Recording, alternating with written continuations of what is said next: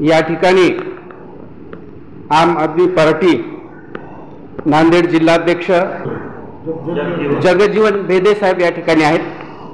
आज त्यांनी भोकर येथे पक्षाची आढावा बैठक घेतलेली आहे। सर, आपण त्या जिल्ह्यामध्ये एकूण 9 विधानसभा मतदारसंघ आहेत, त्यापैकी आम आदमी किती जागावरची तयारी करत आहे?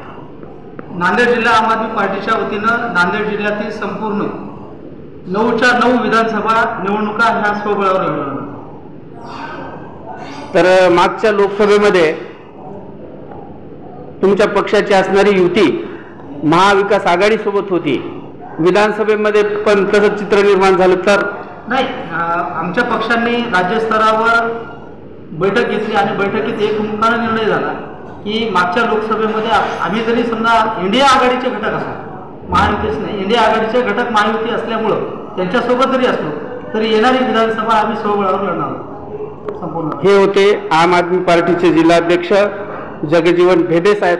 त्यांनी नांदेड जिल्ह्यातील सर्वच मतदारसंघामध्ये आम आदमी पक्ष निवडणूक लढणार असल्याचे या ठिकाणी सांगितलेले आहे।